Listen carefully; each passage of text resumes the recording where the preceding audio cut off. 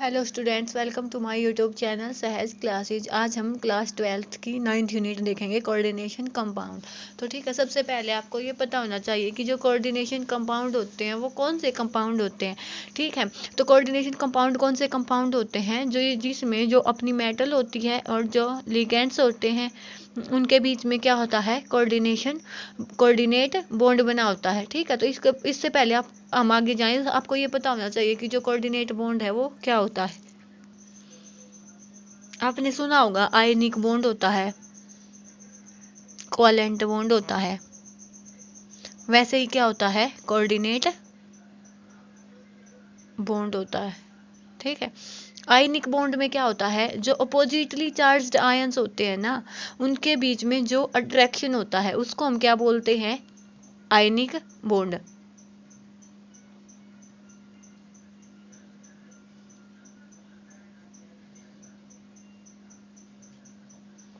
ठीक है, कि जो अट्रैक्शन होता है किसके बीच में, अपोजिटली चार्ज्ड पार्टिकल्स के बीच में।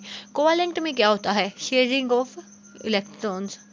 इसका मतलब क्या है कि उसमें क्या होता है, बॉन्ड बनता है। ठीक है, उसके बाद है कोऑर्डिनेट बॉन्ड। इसमें क्या होता है, इसमें तो कोवेलेंट बॉन्ड में तो क्या होता है कि शेयरिंग होती है दोनों एटम्स के बीच में, लेकिन इसमें क्या होता है, कंप्लीट डोनेशन होता है, complete donation of electrons from ligand to metal.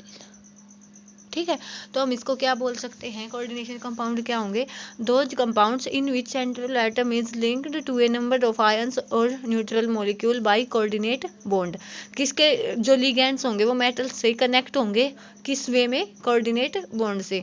तो कोऑर्डिनेट बॉन्ड को हम क्या भी बोल सकते हैं, by donation of lone pair of electron by these ions और neutral molecule to the central atom. कि जो भी अपने जो ये लिगेंड है ये जो डोनेशन देंगे किसका, इलेक्ट्रॉन्स का, किसको, मेटल को, तो ही हमें क्या मिलता है, कोऑर्डिनेशन कंपाउंड। सिंपल वे में, लैंग्वेज में हम इसकी डेफिनेशन देना चाहे तो क्या हो जाएगी कि जिसके जब जो अपनी एटम, जो सेंट्रल एटम होती है और जो अपने लिगेंड्स होते हैं उनके बीच में क्या हो, कोऑर्डिनेट बॉन्ड हो। और कोऑर्डिनेट बॉन्ड क्या होता है, जिसमें क्या होगा, कंप्लीट डोनेशन होगा इलेक्ट्रॉन्स का। ठीक है, तो ये मेनली जो ये कोऑर्डिनेशन कंपाउंड है ना, कौन सी मेटल से बनाती हैं, जो अपनी जो डी ब्लॉक एलिमेंट्स होते हैं, जो ट्रांजिशन मेटल्स होती है ना, वो बनाते हैं कोऑर्डिनेशन कंपाउंड। लेकिन इसके हम एक्सेप्शनल केस भी देख सकते हैं, जैसे वो जो क्लोरोफिल होता है वो भी क्या होता है, एक कोऑर्डिनेशन कंपाउंड होता है, लेकिन जो उसमें जो मेटल होती है वो कौन सी होती है, अपनी मैग्नीशियम होती है। ठीक है, ऐसे ही विटामिन B12 भी होता है जिसमें कोबाल्ट होती है, हेमोग्लोबिन भी होता है जिसमें Fe आयरन होता है। ठीक है, तो इसको हम क्या बोल सकते हैं, कोऑर्डिनेशन कंपाउंड। अब हम आगे देखते हैं, अब क्या होगा, ये तो सिंपल हमने देख लिया कि कोऑर्डिनेशन कंपाउंड की डेफिनेशन क्या होगी। अब हम चलते हैं कॉम्प्लेक्स आयन पे।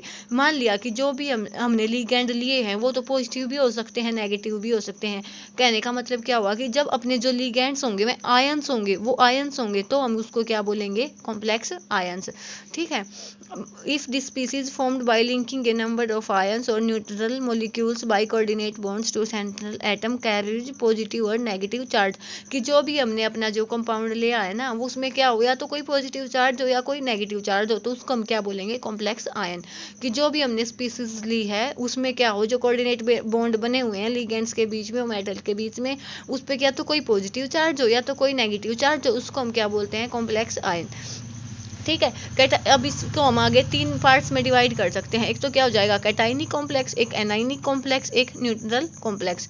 कैटाइनिक कॉम्प्लेक्स कौन सा हो जाएगा, जो वो कॉम्प्लेक्स जिन पे क्या हो, पॉजिटिव चार्ज हो। कि जिन कॉम्प्लेक्स पे पॉजिटिव चार्ज होता है उनको हम कैटाइनिक कॉम्प्लेक्स बोलते हैं।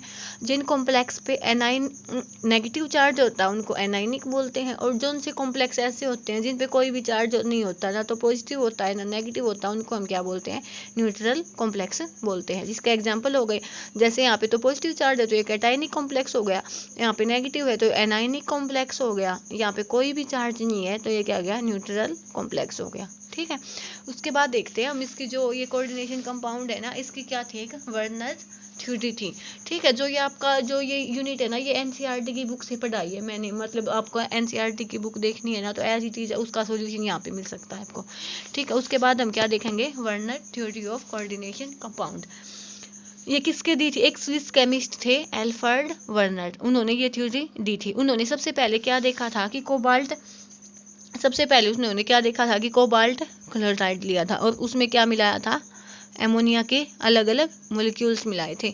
ठीक है, उसके बाद उसने क्या देखा कि जब उसमें उसने उसके ये दोनों मिलाने के बाद जब एक्सेस AgNO3 इसमें मिलाया तो उसने क्या देखने को मिले, उसको PPT देखने को मिले। लेकिन जब ये उसने देखा तो जो ये एमोनिया के अमाउंट है ना उसने बदल के ली, तो उसको इसको बदलने से जो अमाउंट ऑफ PPT था ना उसकी अमाउंट पे भी इफेक्ट होता था। ठीक है, तो उसने यही देखा कि जब यहाँ पे उसने जो ये कोबाल्ट क्लोराइड लिया है और एमोनिया लिया है, सबसे पहले तो इसको मिक्स किया, उसके बाद इसमें से एक्सेस जो अपना सिल्वर नाइट्रेट है वो पास किया।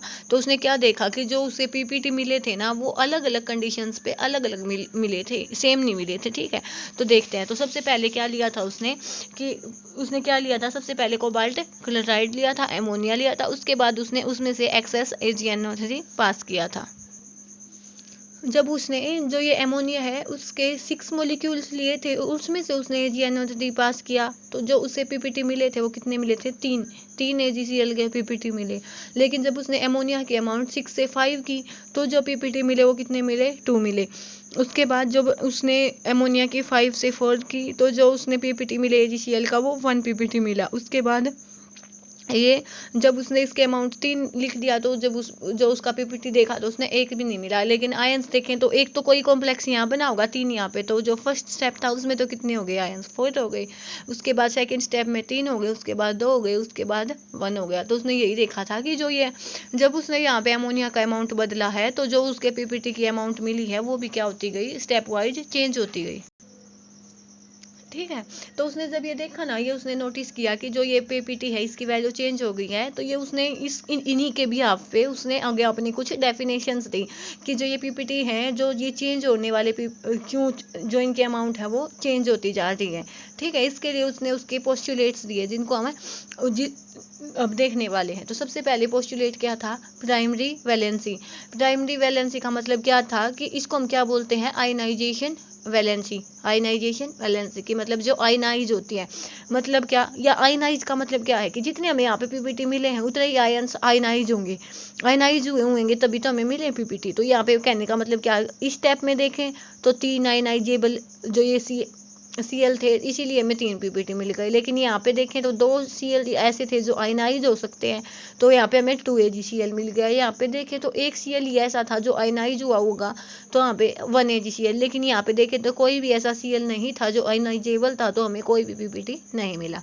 ठीक है, तो इन्हीं के बेसिस पे इसने ये डेफिनेशन दी थी। तो प्राइमरी वैलेंसी की क्या हो जाएगी कि आयनाइजेबल वैलेंसी होगी, कि मतलब कितने जो आयंस हैं वो आयनाइज हो सकते हैं, और किसके कौन सेटिस्फाई होगा इसके भी यहाँ पे, नेगेटिव आयंस की जो ये वैलेंसी होगी इसको कौन सेटिस्फाई कर सकता है, नेगेटिव आयंस।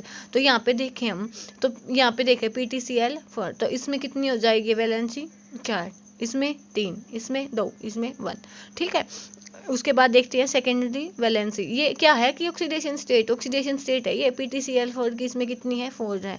इसमें COCl साइज की कितनी है, 3 है। CuSO4 की कितनी है, 2 है। AgCl की कितनी है, 1 है। तो इसको हम क्या बोल सकते हैं, प्राइमरी वैलेंसी, आयनाइजेबल होगी, और इसको हम ऑक्सीडेशन स्टेट भी बोल सकते हैं। उसके बाद उसने सेकंड डेफिनेशन दी सेकेंडरी वैलेंसी की। उसमें उसने क्या बोला कि ये जो वैलेंसी होगी वो क्या होगी, नॉन आयनाइजेबल वैलेंसी होगी, कि जो आयनाइज ना हो। या इसकी जो सेकंड पॉइंट हम जो इसकी सेकंड डेफिनेशन देखना चाहें तो क्या हो जाएगी, number of groups directly attach to the central atom, कि जो अपनी एटम है, सेंट्रल एटम है, उसके साथ कितने जो एटम्स हैं, कितने ग्रुप्स हैं वो कंबाइन हुए हैं, कितने लिगेंड कंबाइन हुए हैं, उनको हम क्या बोलते हैं, उसकी सेकेंडरी वैलेंसी बोलते हैं। लेकिन इस केस में क्या होगा कि वो नेगेटिव आयंस भी हो सकते हैं या न्यूट्रल मॉलिक्यूल्स भी हो सकते हैं। प्राइमरी वैलेंसी तो क्या होगी कि आयनाइजेबल होगी, या ऑक्सीडेशन स्टेट को ही हम क्या बोलते हैं, प्राइमरी वैलेंसी बोलते हैं। सेकेंडरी वैलेंसी में देखें तो नॉन आयनाइजेबल होगी, कि जिसको आयनाइज नहीं कर सकते, या सिंपली देखना चाहें कि जो भी हमने कॉम्प्लेक्स लिया है उसमें उसके साथ कितने लिगेंड अटैच हैं, उसको हम क्या बोलते हैं, सेकेंडरी वैलेंसी। चाहे वो नेगेटिव हो या चाहे वो न्यूट्रल हो, उसके हमें कोई इफेक्ट नहीं पड़ता, लेकिन हमें ये देखना है कि जो भी अपनी एटम है उसके साथ लिगेंड्स कितने अटैच हैं। उसके बाद क्या है, every metal has to satisfy both primary and secondary valency, कि जो भी हमने मेटल ली है उसमें दोनों वैलेंसियाँ हैं वो सेटिस्फाई होनी चाहिए, कि जो ऑक्सीडेशन स्टेट आएगी उस पर वो मेटल स्टेबल होनी चाहिए, और जो उसके जितने भी एटम्स हैं उसमें वो स्टेबल होनी चाहिए। मान लिया कोई एटम हमने ले लिया ए ले लिया कोई एटम, उसकी कैपेसिटी तो है 4 मॉलिक्यूल से अटैच होने की, लेकिन हमने उस पर लगा दिए 6, तो इसका मतलब क्या हो गया कि वो जो उसकी सेकेंडरी वैलेंसी है वो सेटिस्फाई नहीं हुई। ऐसे ही क्या है, कोई भी मेटल है, मान लिया वो Cu ले लिया, वो 2+ में ज़्यादा स्टेबल होती है, ठीक है, लेकिन अगर हम चाहें कि उसको हम ये दिखाना चाहें कि Cu 10+, लेकिन जब ये स्टेबल ही नहीं है तो इसका मतलब क्या है कि जो उसकी प्राइमरी वैलेंसी है वो सेटिस्फाई नहीं हुई। तो कहने का मतलब क्या है कि कोई भी मेटल हुई उसको क्या होना चाहिए, जो उसकी प्राइमरी वैलेंसी भी सेटिस्फाई होनी चाहिए, उसकी सेकेंडरी वैलेंसी भी सेटिस्फाई होनी चाहिए, ठीक है। उसके बाद क्या है कि जो सेकेंडरी वैलेंसी है ना वो ये बताएगी कि उसकी जो शेप है वो कैसी होगी, ऑक्टाहेड्रल होगी, टेट्राहेड्रल होगी या स्क्वायर प्लैनेट होगी। इसका मतलब क्या है कि जो हमने क्या देखा कि जो सेकेंडरी वैलेंसी क्या होगी, मान लिया मैंने ये लिख दिया, तो इस केस में हम देखें तो जो इसकी सेकेंडरी वैलेंसी कितनी हो जाएगी, 6 हो जाएगी। तो इसके साथ भी आप पे हम क्या बता सकते हैं कि जो इसकी शेप होगी वो क्या होगी, ऑक्टाहेड्रल। ये आपने केमिकल बॉन्डिंग में भी देखा होगा कि 6 लिगेंड होते हैं तो ऑक्टाहेड्रल होती है, 4 होते हैं तो एक तो टी टेट्राहेड्रल, एक क्या होती है स्क्वायर प्लैनेट होती है, ठीक है। और देखना जब ये मॉडर्न वे में देखना चाहिए तो हम क्या हो जाएगा कि जो ये अपना बुक सा बना होता है ना जिसमें हम अपने कॉम्प्लेक्स को लिखते हैं, इसको तो कंप्लीट को क्या बोलते हैं, कोऑर्डिनेशन एंटिटीज, और जो साइड में ये आयंस होता है इसको हम क्या बोलते हैं, काउंटर आयन। आप देखना चाहे तो इसका स्क्रीनशॉट भी ले सकते हैं आपको अपने नोट्स बनाने हो तो, ठीक है। अब ये आपका NCERT की बुक का है ना क्वेश्चन 1 है, जो आपकी 9th यूनिट है ना 12th क्लास की, उसकी NCERT की बुक का क्वेश्चन 1 है। तो इसमें हमें जो कुछ कंपाउंड दिए गए हैं उसमें हमें ये बताना है कि जो सेकेंडरी वैलेंसी है उसकी वैल्यू कितनी है। तो हम एक एक को लेके चलते हैं। PdCl4.NH। इसमें आपको है ना ये पता होना चाहिए कि जो ये कंपाउंड होते हैं इनकी जो PdCl2,4NH ये कंपाउंड दिया गया। सबसे पहले इसमें आपको ये पता होना चाहिए कि जो भी हमने मेटल ली है वो किस टाइप के कंपाउंड बनाती है, मतलब ऑक्टाहेड्रल बना सकती है, टीडी बना सकती है या स्क्वायर प्लैनेट बना सकती है। तो यहाँ पे हम देखते हैं कि जब हम डाउन द अगर मूव करते हैं ना, अप टॉप टू बॉटम चलते हैं, तो जो ये मेटल होती हैं जब कोऑर्डिनेशन नंबर 4 होता है तो उसमें वो क्या क्या बना सकती हैं 4 में, एक तो टेट्राहेड्रल बना सकती है, एक स्क्वायर प्लैनेट बना सकती हैं। बना तो ये दोनों सकती हैं, लेकिन जब हम डाउन द ग्रुप चलते हैं तो जो स्क्वायर प्लैनेट है उसकी उसकी जो एबिलिटी होती है वो ज़्यादा होती है, उसकी टेंडेंसी ज़्यादा होती है। तो यहाँ पे देखें तो हमें ये देखना पड़ेगा पहला कि आयनाइजेबल कितने हैं, आयनाइजेबल Cl कितने हैं। तो यहाँ पे 2 आयनाइजेबल Cl हैं, तो इसको हम क्या, क्योंकि PD है, पैलेडियम है, इसकी कैपेसिटी इतनी तो है नहीं कि ये 6 लिगेंड के साथ अटैच होगा। यहाँ पे हमें ये भी देखना है कि जो आयनाइजेबल जो आयंस है वो कितने हैं। ये भी पता होना चाहिए कि जो प्राइमरी वैलेंसी है वो नेगेटिव आयन से सेटिस्फाई होती है, पॉजिटिव आयन से तो सेटिस्फाई होती नहीं। तो यहाँ पे देखेंगे हम, ठीक है। तो इसको हम क्या लिख सकते हैं, ऐसे लिख सकते हैं Cl2, मतलब ये जो 2 आयंस है ये क्या है, आयनाइजेबल है, ठीक है, आयनाइजेबल है। अब अब हमें बताना क्या है कि जो इसकी सेकेंडरी वैलेंसी है वो कितनी है। तो हम देख सकते हैं कि जितने एटम्स जितने लिगेंड्स हैं अपनी एटम के साथ जुड़े होते हैं हम उसको इसकी वैलेंसी सेकेंडरी वैलेंसी बोलते हैं। तो यहाँ पे इसकी जो सेकेंडरी वैलेंसी है वो कितनी हो जाएगी, 4, ठीक है। अब नेक्स्ट एग्जाम्पल देखते हैं NiCl2.6H2O, ठीक है। तो यहाँ पे हमें लिगेंड दिख गई 6, यहाँ पे ये देखना है कि हमें आयनाइजेबल Cl कितने हैं। तो इसको हम कैसे लिख सकते हैं, NiH2O 6Cl2। तो इससे हम इसकी जो सेकेंडरी वैलेंसी हो जाएगी वो कितनी हो जाएगी कि जो इस मेटल है इसके साथ कितने लिगेंड अटैच हैं। तो कितने लिगेंड अटैच हैं, 6। तो इसकी जो वैलेंसी हो जाएगी कितनी हो जाएगी, 6। थर्ड देखते हैं PtCl4.2HCl। अब यहाँ पे देखो इसके जो ये PT है इसके जो चार्ज होते हैं वो तो होने ही चाहिए, क्योंकि हमने अभी देखा है इसे कि पैलेडियम के नीचे ही आता है प्लेटिनम। तो कैपेसिटी तो इसकी भी स्क्वायर प्लैनर कॉम्प्लेक्स बनाने की है। लेकिन अब हम यहाँ पे देखें तो 2HCl ले, लेकिन इसको हम आयनाइज नहीं कर सकते, यहाँ पे नाम Cl को आयनाइज कर सकते हैं। तो जो इसकी सेकेंडरी वैलेंसी हो जाएगी कितनी हो जाएगी, 4 यहाँ से 2 यहाँ से, तो इसकी वैलेंसी कितनी हो जाएगी, 6। अब आगे चलते हैं तो COCl3.4NH। ठीक है। अब जो कोबाल्ट है, कोबाल्ट की कैपेसिटी क्या होती है कि वो एक मतलब 6 कोऑर्डिनेशन नंबर वाला कॉम्प्लेक्स भी इजीली बना सकता है। तो क्या हो जाएगा, इसकी जो वैलेंसी हो जाएगी वो क्या हो जाएगी, CO। इसको हम कैसे लिख सकते हैं,